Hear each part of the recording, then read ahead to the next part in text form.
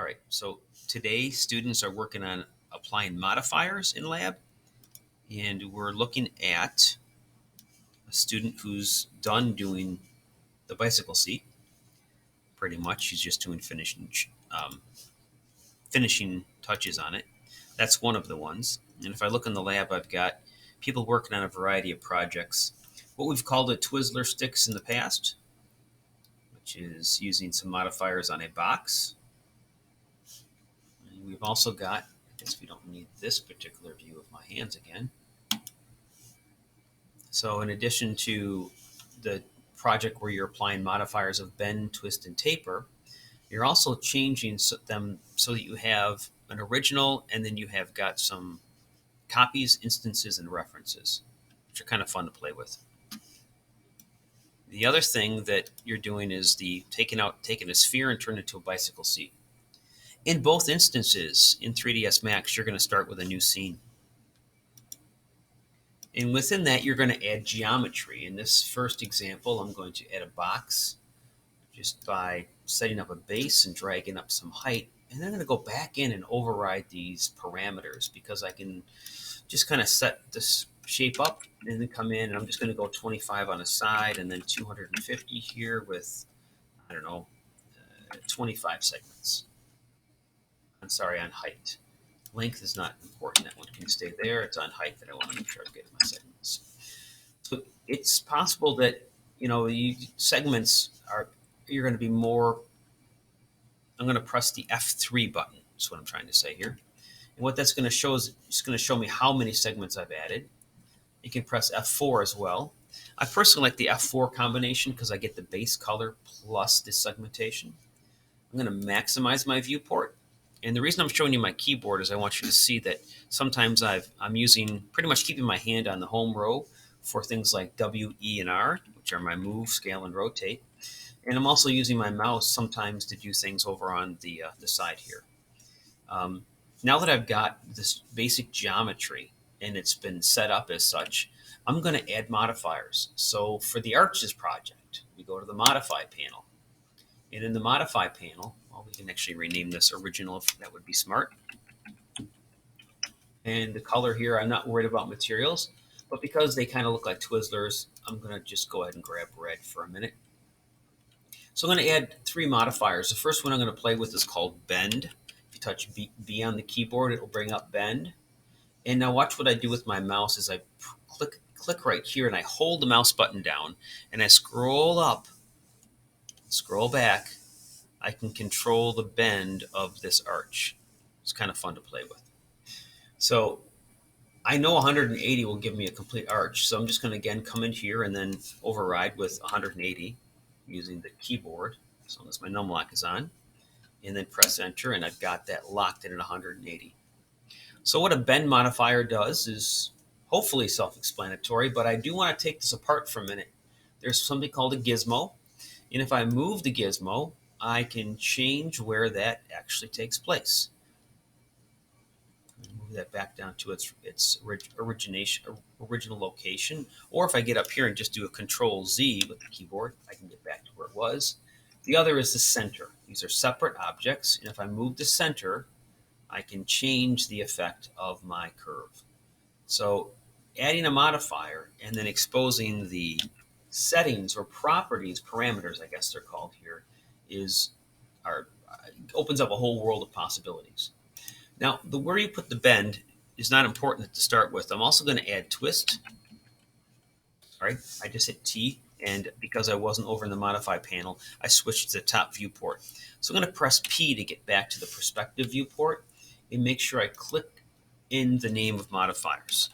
I'm going to use twist, so I touch T here, and I should get to twist, which is one of the T's. Just come down and hit enter on that. Similarly, if I click with my mouse in here and drag up and drag down, you can see it changes the effect. This is based on a couple of settings that are down on the parameters. I'm going to change this from X to Y, and we're going to see what changing the angle on Y does. And I'm going to do the same thing on Z. Or did I already do Z? I think I did. So I'm going to go back to X. So bend isn't doing exactly what I want where it is. So what I'm going to do is I'm going to move twist. I'm going to move twist below bend so that my twist is going to take effect before my bend. And you'll see that the order of the placement of these modifiers greatly affects the final result. This can be compared to what we do when we work in Photoshop with layers, and one layer can affect another. So notice by having twist at the lowest level, I can kind of Twizzler this. And by having bend above it, it allows me to do something like so. The third parameter I'd like you to bring in is called taper. Taper happens to be the first one that starts with a T. I've added a taper, and now I'm going to play with the results here. Similarly, depending on whether you're on XY, Y, or Z, you can end up with a variety of effects on what you're doing. The point here isn't to memorize the effect, but the point is to get comfortable with the fact that you can play with these settings and end up with a variety of different effects. And it's not just the parameters, but it's also the placement within the set of modifiers. So this taper, if I move it up to the top, has a different effect. So that's the main first part of this activity, is to come up with something that looks very Twizzler-like by using a twist, taper, and bend modifier.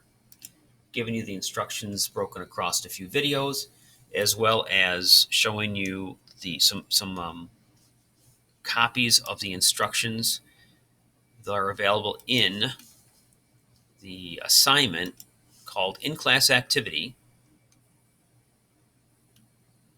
Working with Primitives and Modifiers. This one has kind of a Twizzler effect. So there's a PowerPoint, there's 3 videos, and there's a description of it in an old exercises book that we've used in the past. Interactively, I haven't seen many questions in session 1. In looking at the results on screen, we've definitely got a few people that have got this done, and that's great that people are getting it done. But if you do have questions, you just need to give voice to them, and I'll be happy to go through the questions. Exercises build strength. I'm not looking for perfection, but this one's looking really good. We've got the word original. We've got some copies, instances, and references. I'd like to see the student name in there when they turn it in. And they've also done a great job of labeling the names of objects as they've gone through it. So nicely job, unnamed student. There's another student who's done it. Copies, instances, and references, modifiers. Looking good. Like to see your name in there, please. Just so you take pride in your work and get full credit for your efforts. I see a couple of other people have worked on another project here, which is the second activity for the day, where you start out with a sphere and you modify it to a bike seat. So getting back into this version, the one thing I want to make sure I cover with you is if you've got a box like this with modifiers, and now I'm going to touch W on the keyboard to make sure I'm in move mode. I'm going to hold down Shift and drag. Now you'll notice an option comes up when I let go. It wants to know if you want to make a copy, an instance, or a reference. It's going to copy in one direction and call it copy. Copy, if I could spell, a copy is individual. If I turn something off on the copy, it has no effect on the original. Now going back to the original, I'm going to do a similar operation, Shift drag, and this time I'm going to answer the prompt differently. I'm going to say instance. An instance is more along the lines of whatever happens to me happens to everybody else. And on an instance, if I turn, for example, twist off, the twist goes off on both versions because instances are linked. So now what I'm going to do is I'm going to take this version that's an instance, I'm going to hold down Shift, and I'm going to hopefully, I was not on the box. I moved the taper. So let me undo that change. Make sure I'm on the base geometry here before I make my copy. And I'm going to hold down Shift, and I'm going to drag off in a different direction. Now, I took the instance, and now I'm making what's called a reference. A reference is like an evolved Pokemon. I'm going to notice that there is a thicker bar right here. This thicker bar indicates anything on top of it is only going to affect the evolved version. So let me add another modifier here. I'm going to go with Turbo Smooth. When I add Turbo Smooth, you can see Turbo Smooth looks different than non-Turbo Smooth. So this is like your evolved version. But the thing is, they still, anything below it, like if I turn off the bend, it turns off the bend on any of the original as well as the instance, but not the reference because it has been evolved or it's been made a reference. If I turn Turbo Smooth off by visibility, I get back to the original. This is an important idea, especially if you're going to have two arms and you want to maybe modify one so it's slightly different, more organic. And that's to say that if you machine two things, they're going to be perfect. But if you look closely in nature, you often find variations from sides. One eye is slightly bigger than the other, or a little bit different placement. One ear might be slightly higher on the head. All natural, all organic. That's how things in nature show up. So in addition to this, I would want you to label, which is going to be by creating. By the way, I should have called this one reference. Should have called this one instance, just to make sure that if somebody else comes in here, then I should name this one copy. However I did. So spelling, I know, is just for your own purposes here. To add text in here, I can click on Shapes, go to Text. Make sure, of course, that you set this to an appropriate size before you create it. 15 would be fine. And put in your name. When I click, I will create that. And I can actually use W, E, and R to position it in the world as I might like to see it for my rendition. I'm not requiring a camera on this, but you should start to think about where you're putting your work. This is not going to show up in a render. If I do my Shift Q for a render, the text does not show up because it has no depth. It's simply a two-dimensional object. I'm going to add a modifier on this. So now that it's been selected, I go to the Modify panel. I'm going to add a modifier called Extrude. Sorry. I mishit my key there. E for Extrude. Extrude doesn't even need to have any depth to it because it will at least cap it. But I'm just going to go up about 2 centimeters, about 10% of it. And if I were to do a render now, you'll notice that the name will show up in the render. There it is. So just as importantly as your name in there, I'd like you to label what your original, your instance, and your reference are, and to indicate that they're different, have a variation in the one that's a reference. So you already know about shift drag. If it's selected in move mode and I do a shift drag, I can actually move this object around. Oops, I just brought up another feature of 3ds Max, the mini wheel that I'm not necessarily don't necessarily need here.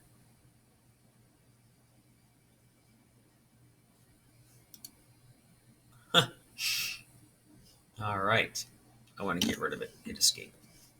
So now I can see my name student here. I can hold down shift when I do my drag to make a copy of this. I must be hitting somehow another option to bring up that shift drag. There we go.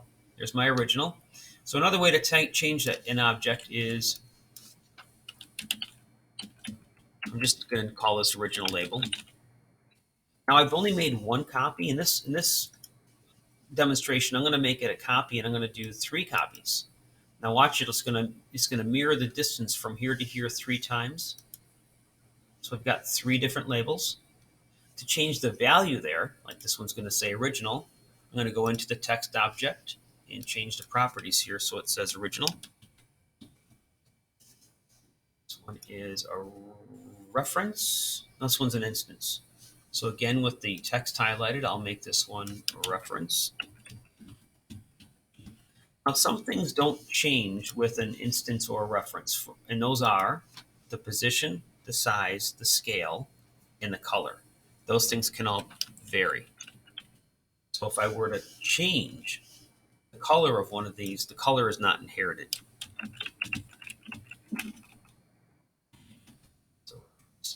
So I'm going to switch over to W for move. On the text object, I'm still in orbit. I'm going to drag this over so the reference label's by it. Now, you might notice I've got this like snap that's happening. Not fond of it, and general, but I'm just leaving it on for now. I forgot to label my copy here, so I'm going to hold down Shift and drag it over. Just do one copy here, and I'll just call this copy. All right, so there's my scene set up with my reference. Should be instance. Just checking my work. And that one's ready to go. I'll stop this demo so that I can save it off as a demo. Position this at an interesting angle and do a quick render and turn it in. Your name should be in here, and I'm not even going to do a camera. If you want to change the color of these things, you can.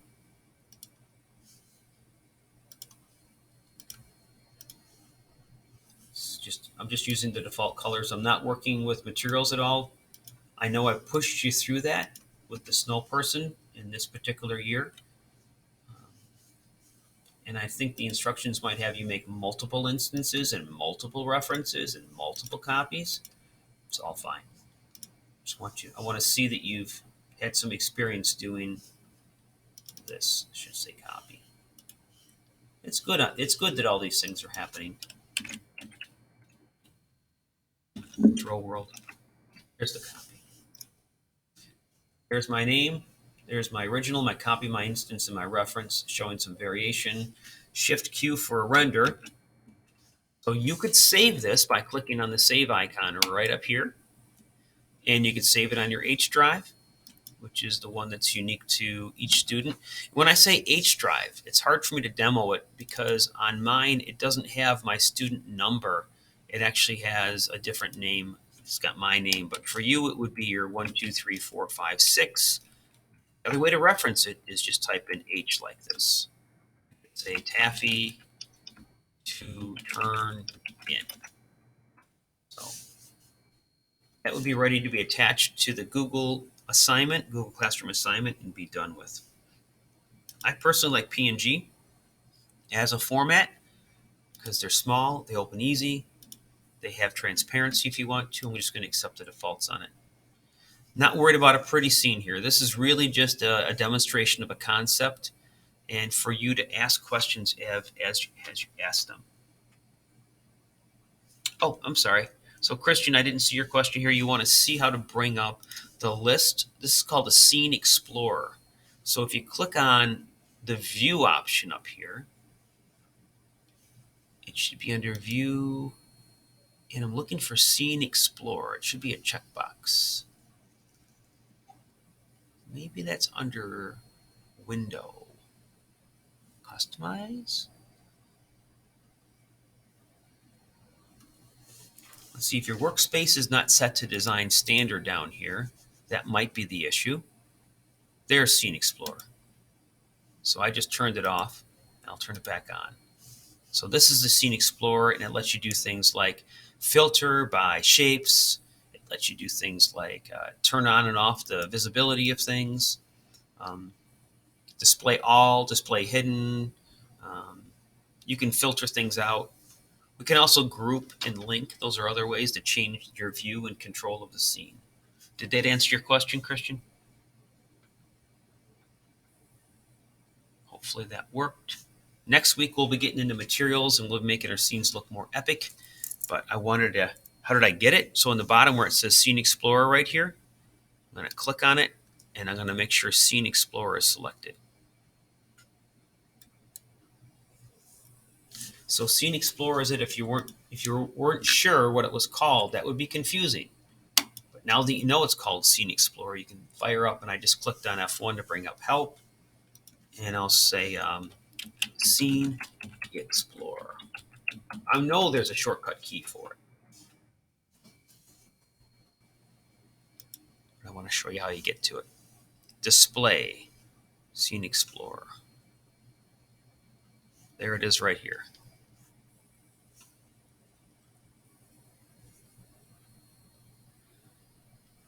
So Scene Explorer, I'm going to say F key.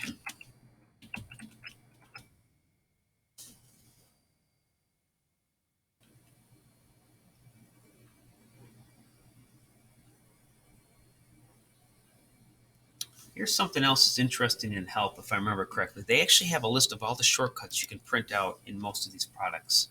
So if I click Help here, usually I can get to a list of all of the keys, like shortcut keys.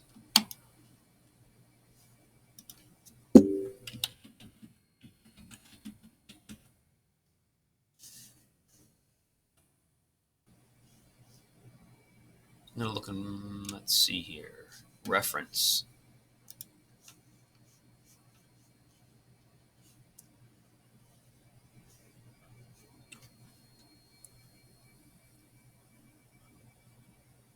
I'm crashing and burning here. So here's something I'm going to demo for you. This is real world as well. Just going to use Google.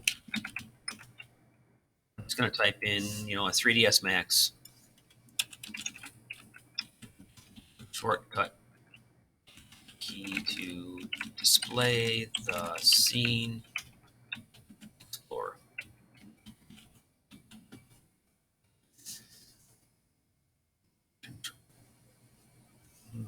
There it is.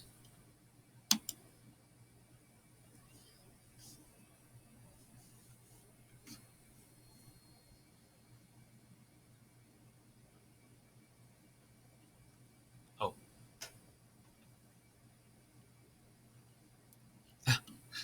Resolved, but not there. All right, so I thought that was a good link, and it's not.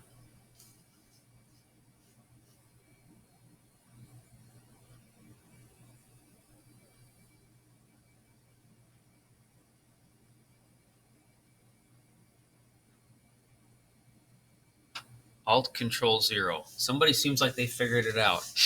Let's go ahead and try it. I'm going to close this.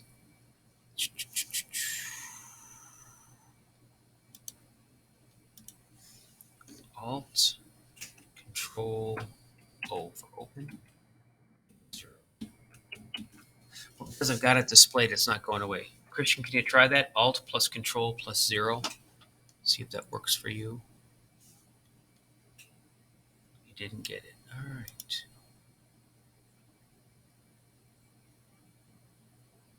Under the Tools tab, Scene Explorer. I'll try that. Alt Control 0. That worked.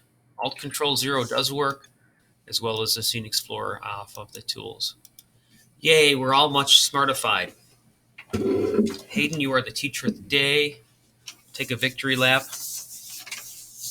Nicely done. See, that's perfect. Somebody asks a question and we work on it and we figure out what's going on. All right, I'm going to pause this video. I've actually gone on for a lot longer than I thought I was going to.